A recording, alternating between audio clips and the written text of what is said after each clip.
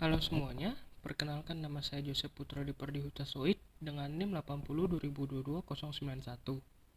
Pada video ini, saya akan membahas tentang peran serta dampak pola pengasuhan orang tua dalam pembentukan karakter anak.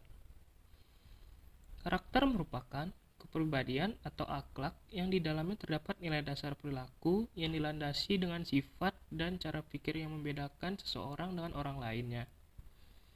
Pada saat baru lahir hingga usia 3 hingga 5 tahun, kemampuan menalar seorang anak belum tumbuh sehingga pikiran bawah sadar atau subconscious mind masih terbuka, yang mengakibatkan sang anak akan menerima apa saja informasi yang diterima tanpa adanya penyeleksian.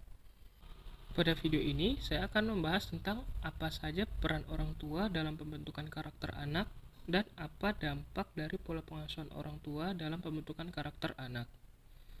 Orang tua merupakan pendidik pertama bagi anak-anak sejak mereka mengenal dunia. Dari ajaran orang tua, anak akan tumbuh dan berkembang pertama kali sebelum mengenal dunia luar.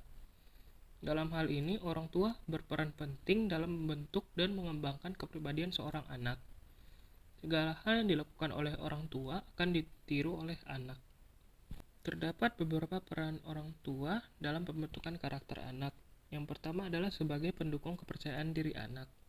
Berdasarkan artikel yang diterbitkan oleh nutriclub.co.id, segala ekspresi dalam bentuk ucapan maupun perbuatan orang tua sangat berperan penting dalam menumbuh kembangkan kepercayaan diri anak. Berikanlah pujian atau apresiasi yang pantas terhadap pencapaian dan sikap baik anak, seberapa kecil pun hal tersebut, karena hal ini dapat meningkatkan kepercayaan diri anak. Contohnya ketika anak meminta maaf atau mengucapkan terima kasih, maka para orang tua dapat memberikan pujian kepada anaknya. Yang kedua, sebagai seorang yang membentuk sikap disiplin dalam diri anak. Kedisiplinan merupakan hal yang diperlukan di dalam setiap kehidupan keluarga. Tujuan dari nilai disiplin adalah untuk membantu anak-anak memilih perilaku yang sesuai dengan norma dan nilai masyarakat, dan juga untuk belajar mewujudkan kontrol diri.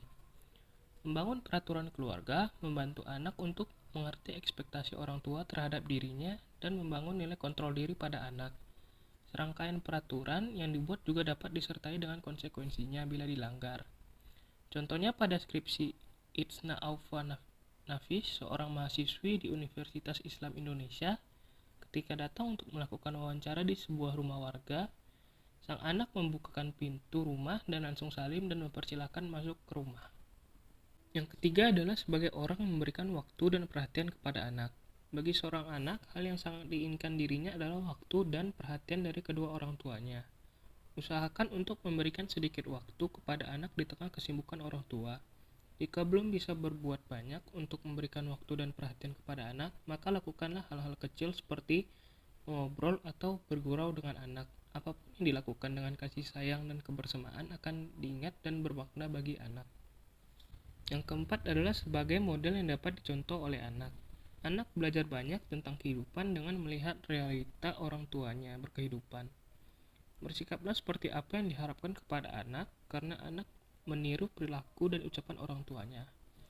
Contohnya pada skripsi Tia Indria ini, ketika melakukan wawancara dengan seorang anak di desa Kedaton Induk, Kecamatan Batanghari, Nuban, Lampung Timur, anak tersebut mengatakan bahwa orang tuanya berbicara menggunakan bahasa yang baik dan sopan terhadap yang lain, bahkan tidak berbicara dengan nada tinggi. Berikutnya kita akan membahas tentang apa dampak pola pengasuhan orang tua dalam pembentukan karakter anak. Pola asuh orang tua adalah upaya orang tua yang konsisten dalam menjaga, membimbing, dan membesarkan anak dari sejak dilahirkan.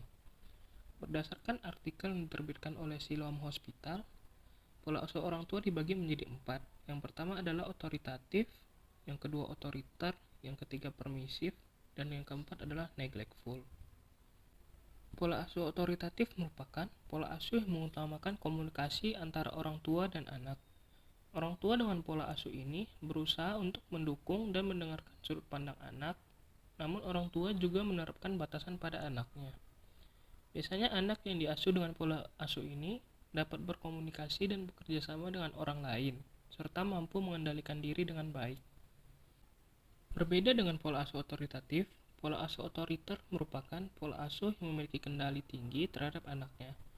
Orang tua yang menerapkan pola asuh ini menggunakan berbagai larangan dan perintah dan tidak jarang juga memberikan hukuman kepada anaknya untuk mengendalikan perilaku anak. Akibatnya, anak sering merasa rendah diri dan sulit untuk mengambil keputusan. Pola asuh permisif merupakan pola asuh yang cenderung memprioritaskan keinginan anak. Orang tua pada pola asuh ini cenderung memanjakan anaknya dan mengakibatkan anaknya menjadi tidak mandiri dan cenderung egois. Pola asuh neglectful merupakan pola asuh yang tidak memberikan batasan dan tidak memperhatikan kebutuhan anak.